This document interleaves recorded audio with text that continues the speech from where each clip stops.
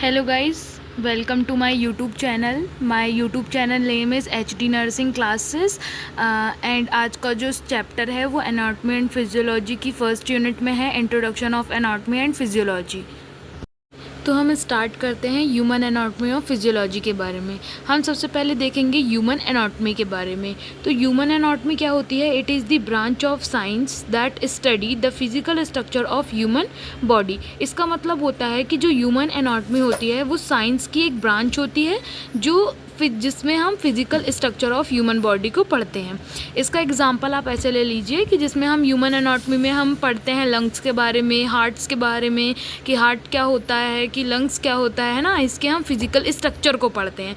ठीक है, कि लंग्स में क्या क्या होता है और हार्ट में क्या क्या होता है। फिजियोलॉजी एनाटॉमी और फिजियोलॉजी ये दो चीज़ों से मिलकर बना है। एनाटॉमी जिसका इजी लैंग्वेज में हम देखें तो इसको हम ऐसे समझ सकते हैं कि जो फिजिकल स्ट्रक्चर की स्टडी होती है उसको हम एनाटॉमी बोलते हैं, और जो फिजियोलॉजी होती है उसको हम जो इसके फंक्शन की स्टडी करते हैं। जैसे हम हार्ट पढ़ रहे हैं तो अब हार्ट के फंक्शन की जब हम स्टडी करेंगे कि हार्ट किन किन चीज़ों में हेल्प करता है हमारी बॉडी में, तो उसको हम क्या बोलेंगे? फिजियोलॉजी बोलेंगे। Basically study of functions of human body, physical structures are called the physiology.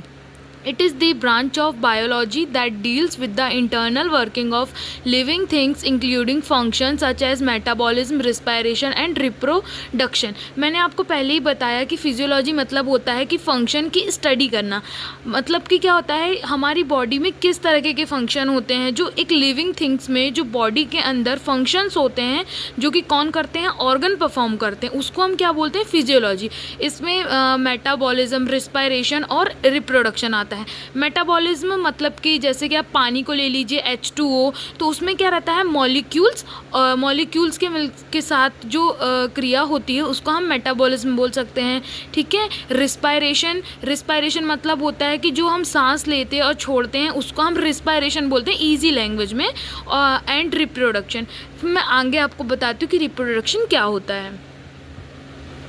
ठीक है, तो डेफिनेशन क्लियर हो गई होगी। अब हम बढ़ते हैं नेक्स्ट टॉपिक की ओर, जो कि क्या है? स्ट्रक्चर ऑर्गेनाइजेशन, जिसमें क्या होता है? All multi cellular organism organised होते हैं और different level, starting with the cell and ending with the entire organism. ठीक है, इसमें क्या होता है कि स्टार्टिंग क्या किससे होता है? सेल से होता है, और ख़त्म होता है ऑर्गेनिज्म से, मतलब ऑर्गन से। क्या होता है? ये जो स्ट्रक्चर ऑर्गेनाइजेशन है वो ख़त्म होता है। स्ट्रक्चर ऑर्गेनाइजेशन मतलब क्या होता है? स्ट्रक्चर ऑर्गेनाइजेशन मतलब होता है कि जो हमारी ह्यूमन बॉडी है वो कैसे ऑर्गेनाइज्ड होती है, कैसे बनती है, उसमें सबसे पहला स्टेप क्या होता है, सेकेंड स्टेप क्या होता है, जिससे कि हमारी बॉडी मेनली क्या होती है? पूरी ह्यूमन बॉडी के रूप में बनती है। तो ये इसमें क्या होता है? सबसे पहले सेल से स्टार्टिंग होती है, लेकिन हम सबसे पहले क्या पढ़ते हैं? एंटोम से पढ़ते हैं, क्योंकि हमको क्या है? बेसिक क्लियर होना चाहिए। सेल किससे बनती है हमको वो भी पता होना चाहिए। मेनली क्या होता है? ये एंटोम से बनती है। एंटोम मतलब होता है परमाणु। ठीक है, जिसमें हम हाइड्रोजन और ऑक्सीजन को ले सकते हैं। ठीक है। सेकेंड होता है मॉलिक्यूल्स, जिसे हम बोलते हैं अणु। छोटे छोटे परमाणु से मिलकर अणु बनता है, ये हमने केमिस्ट्री में क्लियर करके रखा हुआ है। ठीक है, तो इसमें क्या होता है कि जो परमाणु होते हैं वो क्या होता है? दो या दो से अधिक परमाणु जब आपस में जुड़ते हैं तो वो अणु बनाते हैं। मैंने आपको पहले ही बताया कि जब छोटे छोटे अणु होते हैं, छोटे छोटे एंटॉम्स होते हैं, वो क्या करते हैं? मिलकर मॉलिक्यूल्स बनाते हैं। ठीक है, मतलब कि परमाणु मिलकर अणु बनाते हैं। फिर परमाणु में आप कैसा एग्जाम्पल ले सकते हैं? परमाणु का एग्जाम्पल हो सकता है जैसे H2O। देखो, पहले हमने एंटॉम में क्या पढ़ा था? हाइड्रोजन।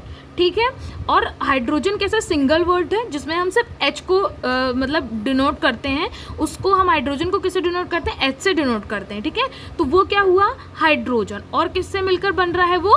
हाइड्रोजन और ऑक्सीजन, मतलब दो अलग अलग सब्सटेंस यहाँ पे यूज हुए हैं। किसमें? एंटॉम्स में। लेकिन मॉलिक्यूल्स में क्या होता है? एक ही सब्सटेंस है लेकिन उसके दो पार्ट हैं। जैसे हाइड्रोजन है तो हाइड्रोजन क्या हुआ? हाइड्रोजन था, वो कैसे फॉर्म हुआ? मतलब वाटर के रूप में फॉर्म हो गया। ठीक है, तो इसमें क्या होगा? हाइड्रोजन ऑक्साइड लग गया तो H2O लग गया। तो मॉलिक्यूल्स भी आपको क्लियर हो गया होगा कि ये दो या दो से अधिक सब्सटेंस से मिलकर जो बनता है उसको हम मॉलिक्यूल्स कहते हैं, मतलब कि अणु कहते हैं। ठीक है, और जैसे इसमें मैंने आपको बताया था ऑक्सीजन, तो इसमें डाइऑक्साइड क्या होता है, डाइऑक्साइड होने लगता है। ठीक है, आपको एटॉम्स और मॉलिक्यूल्स क्लियर हो गए होंगे। अब हम बढ़ते हैं थर्ड प्रोसेस की ओर, जो कि क्या है, सेल्स है। तो सेल क्या होती है, ये एक basic fundamental unit of life होती है, जो कि रिस्पॉन्सिबल होती है carrying out all the process necessary for survival. ये हमारे सर्वाइवल के लिए सबसे ज़्यादा इम्पॉर्टेंट होती है, कैरिंग होती है। और मैं आपको आगे बताऊँगी कि सेल्स का मतलब यूज़ किस किस चीज़ों में होता है, वो आपको नेक्स्ट चैप्टर में पूरा मैं क्लियर कर दूँगी, क्योंकि नेक्स्ट यूनिट सेल और टिश्यू है। ठीक है, तो सेल क्या होती है, एक फंडामेंटल यूनिट होती है किसकी, ह्यूमन बॉडी की। बेसिकली सेल जो है होती है वो हमारी जो ह्यूमन बॉडी रहती है उसकी जो स्किन्स रहती है ना, वो सेल से मिलकर ही बनी होती है। ठीक है, अभी आप बेसिक समझो और नेक्स्ट यूनिट में हम इसको अच्छे से समझेंगे कि सेल क्या होती है। अभी क्या है, आपको अगर इसकी डेफिनेशन याद करनी है तो सेल क्या होती है, फंडामेंटल यूनिट होती है किसकी, ह्यूमन बॉडी की। ठीक है, देन हम सेकंड उसमें देखते हैं, तो उसमें क्या है, सेकंड अगर अब स्टेप में चलते हैं तो उसमें क्या बनता है, वो सीधे टिश्यू बनता है। ठीक है, टिश्यू मतलब क्या होता है कि जो टिश्यू मतलब होता है जब एक जैसी जो सेल्स होती हैं, जब वो मिलकर एक स्ट्रक्चर बना लेती हैं। ठीक है, टिश्यू मीन्स क्या होता है, हिंदी में ऊतक होता है, हिंदी में टिश्यू मीन्स ऊतक होता है। तो बहुत सारी जो एक जैसी कोशिकाएं मतलब कि जो सेल्स होती हैं, जब वो इकट्ठा एक जगह पे हो जाती हैं और फंक्शन परफॉर्म करती हैं कुछ कुछ, तो उसमें क्या होता है, वो बेसिकली एक ही टाइप की सेल्स होती हैं। तो टिश्यू भी बहुत अलग अलग टाइप्स के होते हैं, ये भी हम नेक्स्ट वीडियो में डिस्कस करेंगे। अभी आप ये समझ लो, बहुत सारी जो सेल्स हैं वो मिलकर टिश्यू बनाती हैं। ठीक है, टिश्यू मिलकर ऑर्गन्स बनाते हैं। बेसिकली ऑर्गन्स की जो आउटर लेयर होती है, जो ऑर्गन बने होते हैं वो बेसिकली टिश्यू के बने होते हैं। ठीक है, जब ऑर्गन बनते हैं तो वो ढेर सारे ऑर्गन मिलकर क्या बनाते हैं, ऑर्गन सिस्टम बनाते हैं। ठीक है, ऑर्गन सिस्टम क्या होता है कि जो ऑर्गन सिस्टम होता है वो मेनली बहुत सारे ऑर्गन जो अपना फंक्शन परफॉर्म करते हैं, मेनली वो ऑर्गन सिस्टम कहलाता है। और ऑर्गेनिज्म क्या होता है, ऑर्गेनिज्म मतलब जब वो होल फंक्शन परफॉर्म होने लगता है, तो मेनली क्या होता है, ह्यूमन बॉडी जो है वो अपना फंक्शन परफॉर्म करती है। और एक ह्यूमन बॉडी जो फिट होती है फंक्शनली तौर पे, मतलब वो अगर वो सही से जो ऑर्गन्स अगर वो वर्क कर रहे हैं, जिसमें कोई भी ऐसी कंडीशन ना हो, तो वो ऑर्गेनिज्म बनाती है। बेसिकली अगर हम स्ट्रक्चर ऑर्गेनाइजेशन को एक इजी एग्जांपल के साथ समझते हैं, तो इसमें मैंने आपको बताया था एटॉम के बारे में। तो एटॉम मतलब क्या होता है, परमाणु होता है, जो कि क्या होता है मतलब किसी भी एक सब्सटेंस से मिलकर क्या होता है, बनता है। तो इसमें हमने क्या लिया था, इसमें हम लेते हैं ऑक्सीजन। ठीक है, ऑक्सीजन जो है वो एटॉम है। और सेकंड, अगर वो चेंज होता है मॉलिक्यूल्स में, तो इसमें हमने क्या पढ़ा था, दो या दो से अधिक जो एटॉम्स हैं वो मिलकर मॉलिक्यूल्स बनाते हैं। तो मॉलिक्यूल्स जब बनेगा तो मॉलिक्यूल्स में क्या होगा, जो ऑक्सीजन है वो H2O में कन्वर्ट हो गया। ठीक है, मतलब दो या दो से अधिक एटॉम जो परमाणु हैं वो मिलकर अणु बनाए, तो जिसमें क्या हो गया, मॉलिक्यूल्स में हमने क्या ले लिया, पानी ले लिया। ठीक है, तो पानी जो है वो सेल्स में, वो सेल्स कैसे बनाएगा, जो पानी होता है वो सेल का एक पार्ट होता है। बेसिकली अगर हम देखें तो जो पानी होता है, जो वाटर होता है, वो सेल का एक पार्ट होता है। देन इसके बाद जो सेल्स हैं वो मिलकर क्या बनाएंगी, टिश्यू बनाएंगी। तो टिश्यू के लिए अभी हम एक एग्जांपल ले लेते हैं कि जो टिश्यू है वो ब्लड टिश्यू बनाते हैं। ठीक है, टिश्यू है, बहुत सारे जो मतलब सेल्स थी, उन्होंने क्या बनाया, ब्लड टिश्यू बनाया। जो ब्लड टिश्यू थी उसने क्या बनाया, ऑर्गन में हार्ट बनाया। ठीक है, हार्ट ऑर्गन बना जब, तो उसने क्या किया, ऑर्गन सिस्टम, हार्ट का जो मेनली फंक्शन होता है वो ये होता है कि वो सर्कुलेशन सिस्टम को परफॉर्म करता है। अब सर्कुलेशन सिस्टम क्या होता है कि वो होल बॉडी में क्या करता है, ब्लड को सप्लाई करने का काम करता है। ठीक है, ब्लड जो है, जो हार्ट होता है वो क्या करता है, होल बॉडी में ब्लड को सप्लाई करने का काम करता है। जब होल बॉडी में ब्लड सप्लाई हो गया तो वो क्या बन गया, ऑर्गेनिज्म बन गया। मतलब कि क्या हुआ, वो एक ह्यूमन बॉडी का सिस्टम बन गया। या कहें वो ऑर्गेनिज्म मतलब ह्यूमन बॉडी का परफॉर्मेंस, ह्यूमन बॉडी मेनली बन गई। अब हम नेक्स्ट स्टेप पर चलते हैं। ठीक है, तो हम नेक्स्ट स्टेप पे हैं, जिसको कहते हैं level of structure organisation. Level of structural organisation मतलब क्या होता है कि किस लेवल पर स्ट्रक्चरल मतलब संरचनात्मक, हिंदी में बोलें तो, कि जो हमारी बॉडी का जो स्ट्रक्चर है वो किस लेवल पर क्या होता है, ऑर्गेनाइज्ड होता है, वो हम इसमें देखेंगे। ठीक है, there are 6 level of organisation. जो हमारी बॉडी है वो किस लेवल पर स्ट्रक्चर पे ऑर्गेनाइज होती है, हम वो देखेंगे। तो इसमें क्या होता है, ये इसमें कितने लेवल होते हैं, इसमें mainly there are 6 level of organisation. ठीक है, ऑर्गेनाइजेशन के 6 लेवल होते हैं मेनली, जो कि क्या होता है, फ्रॉम स्मॉलेस्ट टू लार्जेस्ट। इसमें स्मॉलेस्ट मतलब छोटे से लेकर बड़े स्तर पर हम क्या करते हैं, जाते हैं। मतलब स्मॉलर, सबसे पहले हम छोटे को देखेंगे, फिर हम सबसे बड़े लेवल तक जाते जाएंगे। ठीक है, इसमें फर्स्ट आपका है द केमिकल लेवल। तो केमिकल लेवल मतलब आपको इसके नाम से ही समझ में आ रहा होगा, केमिकल मतलब होता है रासायनिक। ठीक है, और रासायनिक मतलब हम देख लें, उसका मतलब क्या होता है कि जो ये सबसे हमारे शरीर का सबसे छोटा लेवल होता है। इसमें क्या होता है, एटॉम्स और मॉलिक्यूल्स होते हैं मेनली। ठीक है, मैंने आपको बताया था कि जो एटॉम्स और मॉलिक्यूल्स होते हैं उनका भी यूज़ होता है हमारी ह्यूमन बॉडी में। मेनली क्या है, उनसे ही हमारी पूरी ह्यूमन बॉडी जो है वो फॉर्म होती है।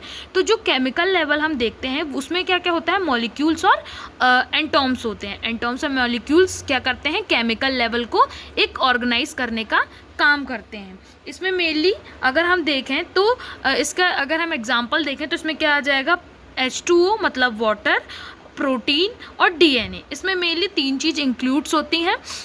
डीएनए भी जो है वो भी केमिकल एक लेवल पर आता है, प्रोटीन भी और क्या, वाटर भी। ठीक है, फिर है द सेलुलर लेवल। तो जो सेलुलर लेवल होता है वो कैसा होता है, ये सेलुलर मतलब समझ में आ रहा होगा, ये सेल वर्ड से लिया गया है। ठीक है, तो ये सेल लेवल पर है। ठीक है, सेलुलर लेवल किस पे है, सेल लेवल पर।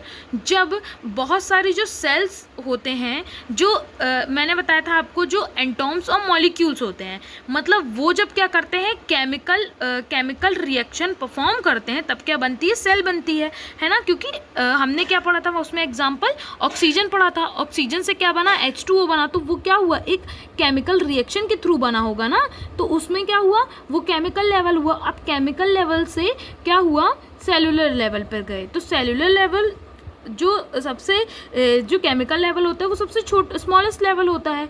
हमने उसमें भी पढ़ा था ना कि एटॉम्स और जो मॉलिक्यूल्स होते हैं वो सबसे छोटे होते हैं, इसीलिए जो ये वाला लेवल होता है वो सबसे छोटा होता है। ठीक है, जो सेलुलर लेवल होता है वो इस लेवल से थोड़ा बड़ा होता है। इसमें क्या होती है, मेनली सेल्स क्या होती हैं, इंक्लूड होती हैं। जब इसमें केमिकल रिएक्शन होता है, केमिकल लेवल पर जब ये रिएक्ट करते हैं और ऑक्सीजन से H2O बनता है, तब क्या होता है, ये सेलुलर लेवल पर आ जाता है। ठीक है, तो इससे क्या बनने लगता है, जब हमारी सेल्स का फॉर्मेशन होने लगता है, उससे मेनली क्या बनने लगता है, हमारी मतलब स्किन का फॉर्म होने लगता है। हमारी स्किन फॉर्म होने लगती है, मतलब लेयर में फॉर्म होने लगती है। और क्या होती है, ठीक है, ये होता है सेलुलर लेवल। ठीक है, फिर होता है tissue level, the tissue level. तो ये मेनली कैसा है, स्ट्रक्चर ऑर्गेनाइजेशन के जैसा है। कि जो हमने स्ट्रक्चर ऑर्गेनाइजेशन पढ़ा था, ये बेसिकली उसी टाइप्स का है। आपको अगर स्ट्रक्चर ऑर्गेनाइजेशन समझ में आ गया होगा तो आपको लेवल ऑफ स्ट्रक्चर ऑर्गेनाइजेशन भी समझ में आ जाएगा। मेनली ये लेवल है और वो बेसिकली हमारा स्ट्रक्चर का ऑर्गेनाइजेशन है, वैसे ही लेवल का ऑर्गेनाइजेशन होता है। थर्ड क्या है, द टिश्यू लेवल। ये थोड़ा सेलुलर लेवल से थोड़ा कैसा होता है, थोड़ा सा बड़ा होता है, लार्जर होता है। इसमें क्या होता है, जो एक जैसे जो टिश्यूज़ होते हैं वो क्या करते हैं, मतलब एक टिश्यू जो है वो बनाते हैं। अब आप बोलोगे कि मैंने आपको बोला कि बहुत सारे टिश्यू मिलकर, मतलब बहुत सारी जो सेल्स रहती हैं वो मिलकर टिश्यू बनाती हैं। ठीक है, एक टिश्यू बनाती है। एक टिश्यू मतलब क्या होता है, जो टिश्यूज़ होते हैं वो भी डिफरेंट लेवल के होते हैं, जिसमें से जिस टाइप की सेल्स है वो उस टाइप का टिश्यू बनाएगी। ठीक है, जब हम सेल और टिश्यू का मेनली वो पढ़ेंगे तब हमको समझ में आएगा। अभी आप ये ध्यान रखना कि जो बहुत सारी टाइप की सेल्स होती हैं वो मिलकर क्या बनाती हैं, टिश्यू बनाती हैं। फिर मैंने आपको बताया था कि बहुत सारे जो टिश्यूज़ होते हैं वो मिलकर क्या बनाते हैं, ऑर्गन बनाते हैं। ठीक है, तो द ऑर्गन लेवल थोड़ा उससे बड़ा लार्जेस्ट लेवल होता है, जिसमें क्या बनते हैं, ढेर सारे ऑर्गन बनते हैं। ठीक है, जो कि क्या होता है, ढेर सारे जो टिश्यूज़ होते हैं वो मिलकर क्या बनाते हैं, ऑर्गन बनाते हैं। जो कि जिसमें हम एग्जांपल पे क्या ले सकते हैं, हार्ट, लंग्स एंड ब्रेन। ठीक है। सेकंड होता है द ऑर्गन सिस्टम लेवल। तो ऑर्गन सिस्टम भी हमने पढ़ा था, जो ढेर सारे ऑर्गन होंगे जब वो अपना सिस्टम परफॉर्म करेंगे तो वो क्या कहलाएगा, ऑर्गन सिस्टम कहलाएगा। देन सेकंड उसमें अंदर क्या उसके बाद क्या होता है, जो सबसे लार्जेस्ट लेवल होता है वो क्या होता है, द ऑर्गेनिज्म लेवल। तो ऑर्गेनिज्म लेवल पे क्या होता है कि जो सभी प्रकार के मतलब जो बहुत सारे प्रकार के ऑर्गन सिस्टम परफॉर्म करते हैं, उसमें क्या होता है, एक ह्यूमन बॉडी का क्या होने लगता है, निर्माण होने लगता है, या एक ह्यूमन बॉडी क्या होती है, फॉर्म होने लगती है। तो उसको क्या बोलेंगे, द ऑर्गेनिज्म लेवल बोलेंगे। इजीली समझ में आ गया होगा। ये जैसे कि हमने स्ट्रक्चर ऑर्गेनाइजेशन पढ़ा था, सेम वैसे ही है। इसमें सबसे पहले केमिकल लेवल में होता है, मतलब कि बॉडी में सबसे पहले केमिकल रिएक्शन परफॉर्म होती हैं, जैसे कि मैंने आपको बताया था, ऑक्सीजन से हाइड्रोजन का ऑक्सीजन से H2O का फॉर्म होना। ठीक है, सॉरी मैंने गलती से हाइड्रोजन बोल दिया। उसके बाद क्या होता है, सेल्यूलर लेवल आता है सेकंड पे। तो सेल्यूलर लेवल क्या होगा, जब बहुत सारा केमिकल रिएक्शन होगा उसके बाद क्या बनेगा, सेल बनेगी। बहुत सारा केमिकल रिएक्शन होगा उसके बाद क्या बनेगी, सेल बनेगी। सेल बनेगी, सेल के बाद बेसिकली क्या बनेगा, टिश्यू बनेगा। जब बहुत सारी सेल्स रहेंगी वो बनेंगी तो उनके बाद क्या बनेगा, टिश्यू बनेगा। फिर बहुत सारे टिश्यू मिलकर क्या बनाएंगे, ऑर्गन बनाएंगे।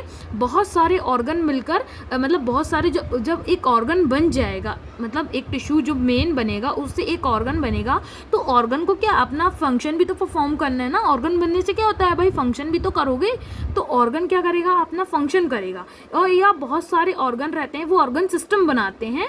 फिर जो सिस्टम है वो क्या करता है, ऑर्गेनिज्म करता है। ऑर्गेनिज्म मतलब अपना फंक्शन को परफॉर्म करना, जिससे ऑर्गेनिज्म लेवल होता है, जो उसको हम ये भी बोलेंगे कि जो मेनली ह्यूमन बॉडी का फॉर्मेशन होता है उसको हम ऑर्गेनिज्म सिस्टम, ऑर्गेनिज्म लेवल भी कहते हैं। ठीक है, ठीक है। तो हम पढ़ेंगे system of the human body. तो बेसिकली हमारी ह्यूमन बॉडी में 11 टाइप के सिस्टम होते हैं, जिसमें फर्स्ट होता है इंटीग्लोमेट्री सिस्टम, जिसमें क्या क्या इंक्लूड होता है, hair, nails, sweat gland, oil gland. ठीक है, हमारी बॉडी में जो आपने बहुत सारे लोगों को सुना होगा ये बोलते हो कि हमारी ऑयली स्किन होती है, और मतलब हमारी स्किन पे क्या होता है, बहुत ज़्यादा ऑयल होने लगता है, आने लगता है हमारी स्किन पे। उसको वो किसके थ्रू आता है, ऑयल ग्लैंड के थ्रू आता है। ठीक है, फिर सेकेंड होता है स्वेट ग्लैंड। तो स्वेट ग्लैंड में क्या होता है, जो हमारी बॉडी जो स्वेटिंग होती है ना हमारी बॉडी में, वो किसके थ्रू होती है, स्वेट ग्लैंड के थ्रू होती है। नेल्स है, आपने देखा होगा कि हमारे नेल्स हम एक बार कट कर देते हैं तो वो सेकेंड टाइम क्या होने लगते हैं, दोबारा से बढ़ने लगते हैं या बढ़ने लगते हैं। ठीक है, तो और हमारे हेयर्स भी बढ़ते हैं, तो वो भी किस में इंक्लूड होता है, इंटीग्लोमेट्री सिस्टम में। ठीक है, सेकेंड होता है स्केलेटन सिस्टम। स्केलेटन सिस्टम मतलब होता है जो हमारी बॉडी में जो हड्डियाँ हैं, है ना, हड्डियाँ जो होती हैं उनकी स्टडी होती है स्केलेटन सिस्टम में। उसके बाद थर्ड है मस्कुलर सिस्टम। इसमें हम मसल्स के बारे में स्टडी करते हैं, उसको बोलते हैं मस्कुलर सिस्टम। एंडोक्राइन सिस्टम, तो एंडोक्राइन सिस्टम जो होता है वो क्या होता है, जो एंडोक्राइन सिस्टम होता है बेसिकली इसमें क्या होता है कि जो हमारी बॉडी जो है, जो हार्मोन को प्रोड्यूस करती है, जो हमारी बॉडी क्या है जो मेंटेन करती है, जिसमें पिट्यूटरी ग्लैंड्स, हार्मोनल, जब हम उनकी स्टडी करते हैं तो वो एंडोक्राइन सिस्टम कहलाता है। फिर कार्डियोवैस्कुलर सिस्टम, तो कार्डियोवैस्कुलर सिस्टम क्या होता है, जो हमारा हार्ट के बारे में जब हम स्टडी करते हैं, उसका फंक्शन, हार्ट का स्ट्रक्चर, और हार्ट किस किस चीज़ों से मतलब हार्ट की बेसिकली स्टडी होती है, वो कार्डियोवैस्कुलर सिस्टम होती है। जो लिम्फेटिक सिस्टम होता है उसमें हम लिम्फ नोड की स्टडी करते हैं। जो लिम्फेटिक सिस्टम होता है वो हमारी जो ह्यूमन बॉडी है उसका बहुत ज़्यादा इम्पॉर्टेंट सिस्टम होता है, जिसमें क्या होता है कि हम क्या करते हैं, लिम्फ नोड की स्टडी करेंगे। और इस सिस्टम में बेसिकली क्या होता है, जो इम्यून सिस्टम रहता है हम उसकी स्टडी करते हैं, और जो फ्लूइड बैलेंस होता है उसकी भी हम क्या करते हैं, स्टडी करते हैं। ठीक है, लिम्फ वॉल्यूम्स, लिम्फ नोड, इन सब की क्या करते हैं, हम स्टडी करते हैं। ठीक है, जिसमें क्या होता है, हम लिम्फेटिक सिस्टम कहते हैं। लिम्फेटिक सिस्टम में बेसिकली क्या होता है कि हम क्या स्टडी करते हैं, इम्यून सिस्टम के बारे में। और क्या करते हैं, इम्यून सिस्टम के बारे में हम इसमें वो करते हैं, फ्लूइड बैलेंस के बारे में हम क्या करते हैं, स्टडी करते हैं। फिर है रिस्पायरेटरी सिस्टम। इसको रिस्पायरेटरी सिस्टम को हम ऐसे देख सकते हैं कि जो रिस्पायरेटरी सिस्टम होता है उसमें हम क्या करते हैं, लंग्स के बारे में स्टडी करते हैं। रिस्पायरेशन मतलब सांस लेना और सांस छोड़ना, जो कि क्या करता है उसके बारे में हम स्टडी करते हैं। पूरी अच्छे से, कैसे हमारी बॉडी में हम ऑक्सीजन को लेते हैं, फिर वो कैसे हमारे लंग्स तक जाती है, उसकी स्टडी क्या होती है, रिस्पायरेशन सिस्टम कहलाती है। फिर होती है डाइजेस्टिव सिस्टम जिसमें हम, जो हमारी बॉडी का सबसे क्या होता है, ऐसा सिस्टम होता है जिसमें हम बहुत सारी मतलब ऑर्गन की स्टडी करते हैं डाइजेस्टिव सिस्टम में, जो कि डाइजेशन को बताता है कि हम जब फूड को इनटेक करते हैं तो उसमें वो किस किस चीज़ों में टूटता है, कैसे हम फूड को डाइजेस्ट करते हैं, जो फूड है वो किस लेवल पर चेंजेस होते हैं फूड में, ठीक है, रिएक्शन उसमें क्या क्या होती, कैसे एसिडिक जो गैस हो, मतलब हमको गैस फॉर्म होती है, कैसे बेसिकली फूड के बारे में, हम कैसे फूड हमारी बॉडी में डाइजेस्ट होता है उसके बारे में स्टडी होती है। फिर नर्वस सिस्टम, तो नर्वस सिस्टम क्या होता है, नर्वस सिस्टम तो बहुत इंपॉर्टेंट सिस्टम होता है ह्यूमन एनाटॉमी और फिजियोलॉजी का, और सबसे इंटरेस्टिंग सिस्टम भी है, जिसमें हम ब्रेन के बारे में पढ़ते हैं, स्पाइनल कॉर्ड के बारे में पढ़ते हैं। ये मास्टर सिस्टम होता है हमारी ह्यूमन बॉडी का। सेकेंड होता है, फिर उसके बाद होगा यूरिनरी सिस्टम। यूरिनरी सिस्टम पे हम मेनली क्या करते हैं, जो भी इसमें मेल फीमेल दोनों टाइप के ह्यूमन बॉडी का स्टडी होती है।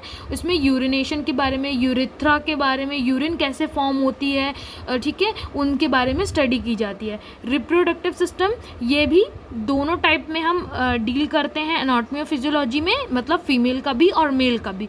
और इसमें रिप्रोडक्शन कैसे होता है, कैसे जो स्पर्म है वो फीमेल के मतलब फीमेल पे जाता है, कैसे बेबी फॉर्म होता है ना, कैसे कोई फीमेल जो है वो प्रेग्नेंट होती है और उसके जो रिप्रोडक्टिव सिस्टम है वो क्या वर्क करते हैं, कौन कौन से उसमें छोटे छोटे ऐसे सिस्टम होते हैं जो कि क्या करते हैं, रिप्रोडक्टिव जो ऑर्गन्स हैं उनको फॉर्म करते हैं, हम उनके बारे में स्टडी करते हैं।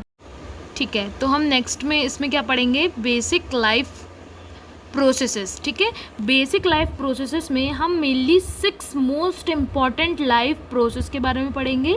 ये सबसे ज़्यादा इम्पॉर्टेंट प्रोसेस होती हैं।